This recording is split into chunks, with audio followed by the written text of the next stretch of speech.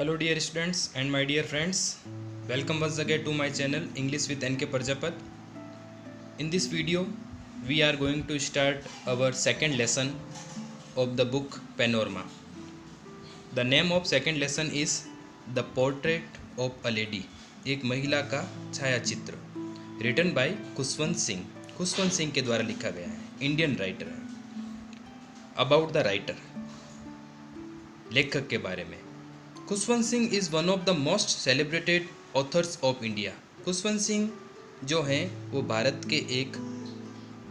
के अत्यधिक प्रसिद्ध लेखकों में से एक है.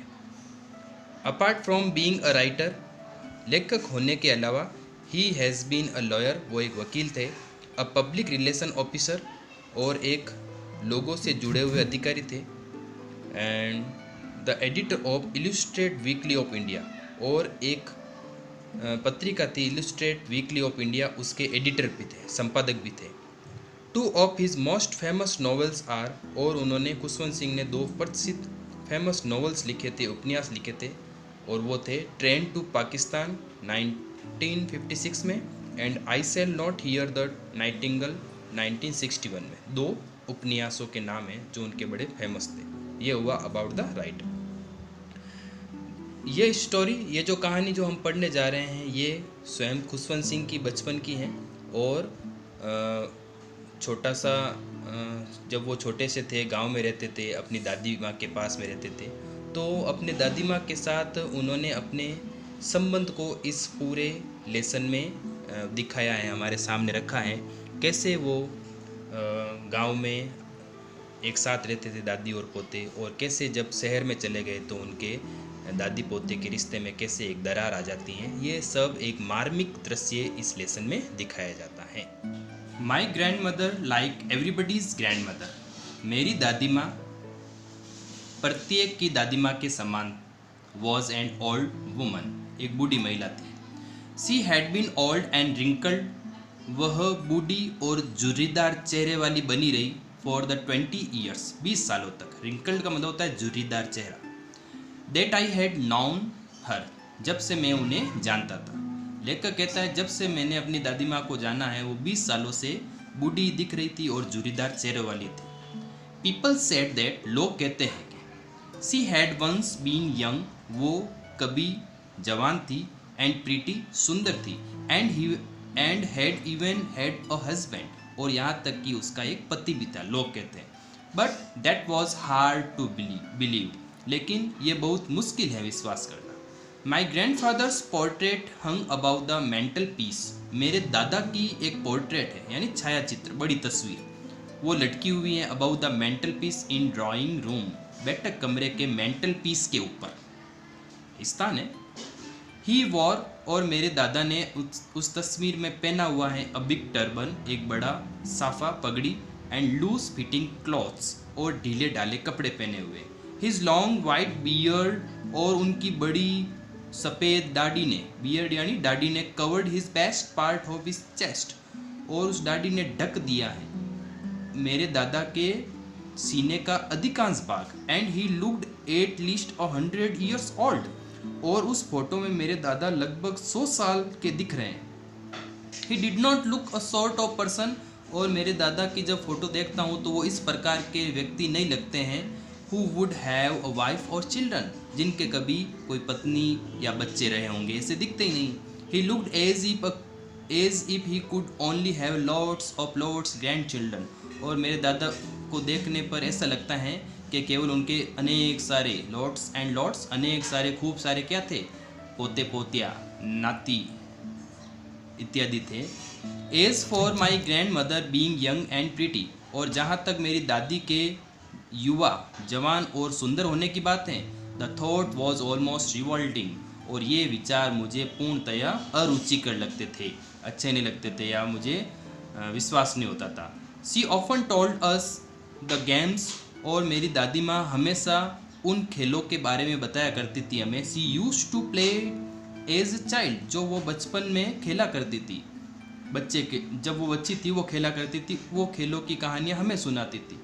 That seemed quite absurd, और जो कहानियाँ बिल्कुल एब्सर्ड, बेतुक की लगती थी, एंड अनडिग्निफाइड, और कुछ अच्छी नहीं लगती थी ऑन हर पार्ट उसकी तरफ से। एंड वी ट्रीटेड, और हम सुनते सुनते उनके कहानियों को समझते थे, it like a fables of prophets, देवदूतों की कहानियों के रूप में समझते थे। She use to tell us, जो वो हमें कहा करती थी, वो ऐसा लगता था कोई देवदूतों की कहानियाँ हैं। She had always been short and fat and slightly bent, वो हमेशा से ही थोड़ी शॉर्ट थी, मतलब उसकी हाइट नहीं थी मेरी दादी माँ की ज़्यादा, फैट और मोटी थी, एंड स्लाइटली बैंड, और थोड़ी सी झुकी हुई थी। Her face was a criss cross of wrinkles running from everywhere to everywhere, उनके चेहरे पर क्रिस क्रॉस आड़ी तिरछी रिंकल्स जुरिया थी, रनिंग जो दिख रही थी, फ्रॉम एवरीवेयर टू एवरीवेयर, चेहरे के प्रत्येक जगह पर। नो नहीं, we were certain she had always been as we had known her, ये तो निश्चित है कि ये हमेशा से वैसी रही जैसे हम इसे जानते हैं। ओल्ड, बूढ़ी, सो टेरिबल, इतनी बूढ़ी, टेरिबल ओल्ड, इतनी बूढ़ी हो गई that she could not have grown older, अब मेरी दादी माँ इतनी बूढ़ी हो गई कि इससे ज़्यादा वो बूढ़ी नहीं हो सकती है। And had stayed at the same age for 20 years, और मेरी दादी माँ 20 सालों से एक ही उम्र पर मानो की ठहरी हुई है, स्टैंड ठहर जाना। She could never have been pretty, वो कभी भी सुंदर नहीं हो सकती थी या हो सकती हैं, but she was always beautiful, लेकिन वो हमेशा सुंदर थी। एक तरफ तो कह रहा है सुंदर नहीं थी और दूसरी तरफ कह रहा है सुंदर थी। यहाँ पर जो अपोजिट मीनिंग आ रहा है वो उनके दादी माँ के व्यवहार और उसके मन की सुंदरता के बारे में बताया।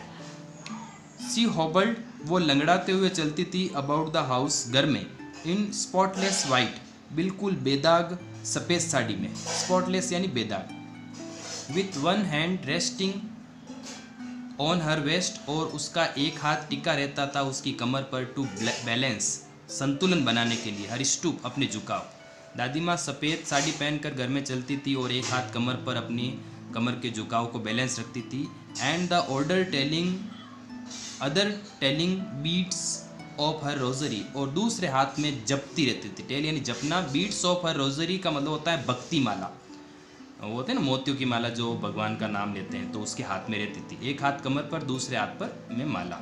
हर silver locks were scattered untidily over her pale and puckered face, और उसकी सिल्वर यानी सफ़ेद, लॉक्स यानी चोटियाँ, छोटी छोटी जो चोटियाँ थी, वर स्कैटर्ड, वो बिखरी रहती थी, अनटाइडली, अव्यवस्थित, over her pale and puckered face, उसके पीले और जूरीदार चेहरों पर उसकी छोटी छोटी बालों की चोटियाँ बिखरी रहती थी। हर लिप्स कंस्टेंटली मूव्ड, और मेरी दादी माँ के होठ निरंतर चलते रहते थे, इन इनऑडिएबल प्रेयर्स, न सुनने योग्य प्रार्थना में। यस सी वॉज ब्यूटीफुल, हाँ वो सुंदर थी। She was like the winter landscape, वो मानो कि सफ़ेद सर्दी के भूदृश्य के समान थी, इन माउंटेन्स, पर्वतों में, an expense of pure white serenity, और मेरी दादी माँ मानो कि एक शुद्ध सफ़ेद, सेरेनिटी का मतलब होता है शांति का फैलाव था, ब्रीदिंग पीस एंड कंटेनमेंट, जो एक शांति और संतुष्टि से श्वास ले रही थी। My grand mother and I were good friends, अब देखो ये नेक्स्ट पैराग्राफ जो है वो हमारे बड़े क्वेश्चन में खूब हेल्प करेगा और छोटे में भी हेल्प करेगा, और ये गांव का वर्णन आ रहा है कैसे वो साथ में रहते थे। My grand mother and I were good friends, मेरी दादी माँ और मैं जो थे अच्छे मित्र थे। माई पेरेंट्स लेफ्ट मी, मेरे माता पिता लेफ्ट मी, मुझे छोड़ गए थे, विथ हर, उसके साथ, मतलब दादी माँ के साथ, when they went to live in the city, जब मेरे माता पिता शहर चले गए। And we were constantly together, और मैं और दादी माँ दोनों ही लगातार साथ रहते थे गाँव में। She use to walk me up in the morning, दादी माँ मुझे सुबह उठाया करती थी, वॉकअप करना मतलब होता है उठाना, wake up, and get me ready for school, और स्कूल के लिए तैयार करती थी, गेट रेडी यानी तैयार करना।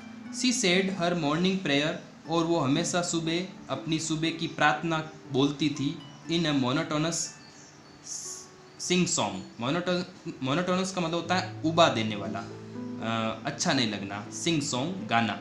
While she bath and dressed me, जब वो मुझे स्नान कराती थी, कपड़े पहनाती थी, तो वो हमेशा एक प्रार्थना मेरे पास, मेरे सामने गाती रहती थी सुबह, और इन द होप दैट, और एक आशा थी, आई वुड लिसन, कि मैं सुनूंगा, यानी मेरी दादी माँ को एक आशा थी कि मैं प्रार्थना उसके द्वारा बोली गई सुनूंगा, एंड गेट टू नो, और सीख लूँगा, इट बाय हर्ट, अपने मन से सीख लूँगा, याद कर लूँगा।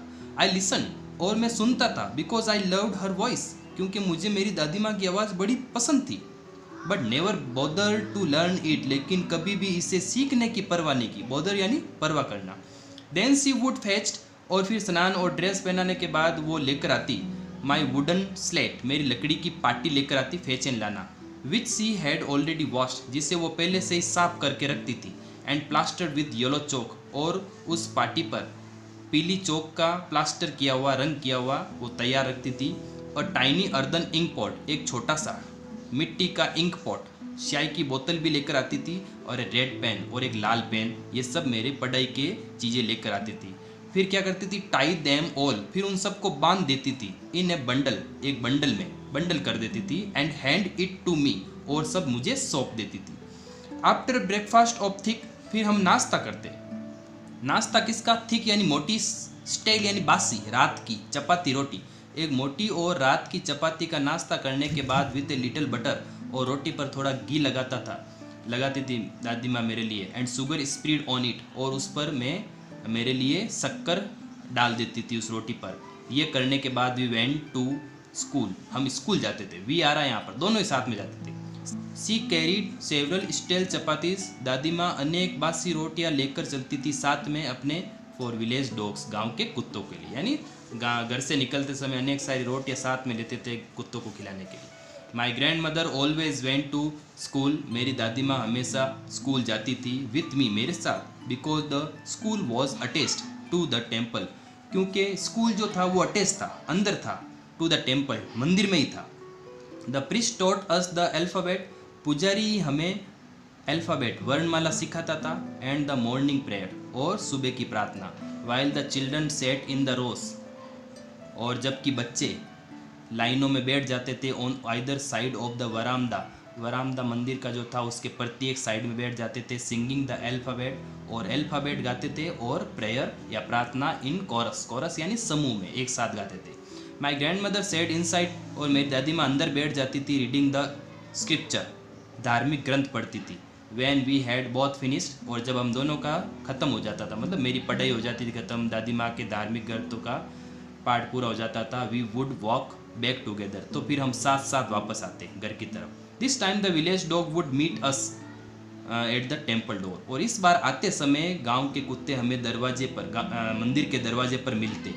दे followed us to our home, और वे कुत्ते पीछा करना अस, हमारा होम, घर तक, ग्रोलिंग, गुर्राते हुए, एंड फाइटिंग, लड़ते हुए, विथ ईच अदर, एक दूसरे से, फॉर द चपातीस, रोटियों के लिए लड़ते थे, जो वी थ्रू टू देम, जो रोटियां हम उन्हें फेंकते थे वो उनके लिए लड़ते रहते थे, गुर्राते रहते थे, और हमारे पीछे पीछे चलते रहते थे। When my parents were comfortably settle in the city, जब मेरे माता पिता आराम से शहर में सेटल हो गए, दे सेंट फॉर अस, तो उन्होंने हमें बुला लिया। That was the turning point in our friendship, ये हमारे दादी पोते की मित्रता में एक निर्णायक बिंदु था। पॉइंट यहाँ पर हैं, और क्वेश्चन भी है यहाँ से कि क्या निर्णायक बिंदु था, शहर से गांव की तरफ जाना, उनकी मित्रता में दरार आना। Although we shared the same room, अब वो शहर पहुंच गए हैं, हालांकि हम दोनों को एक ही कमरा मिला शहर में, एक ही कमरे में रहे हम। My grandmother no longer came to school with me, अब दादी माँ मेरे साथ अब स्कूल नहीं आती थी शहर में। I use to go to an English school in a motor bus, क्यों नहीं आती थी, क्योंकि मैं अब एक इंग्लिश स्कूल में, अंग्रेजी माध्यम की स्कूल में जाने लगा, और वो भी स्कूल बस में जाने लग गया। देयर वर नो डॉग्स, अब कुत्ते भी नहीं थे, इन द स्ट्रीट, शहर की गलियों में, and she took to feeding sparrows, इसलिए दादी माँ ने शुरू कर दिया फीडिंग, खिलाना, स्पैरो, पक्षियों को, in the courtyard of our city house, हमारे शहर के घर के कोर्ट यार्ड यानी आंगन में जो पक्षी आते थे उनको रोटी के टुकड़े डालना शुरू कर दिया, क्योंकि शहरों में गलियों में कुत्ते नहीं दिखते थे, तो दादी माँ भी बाहर नहीं जाती थी, और वहीं पर पक्षियों को खिलाना शुरू कर दिया। तो ये आज हम यहीं तक पढ़ेंगे। ये हुआ हमारा इस लेसन का पार्ट फर्स्ट। सेकंड पार्ट में ये लेसन पूरा हो जाएगा। Okay dear friends and students, thank you for watching this video.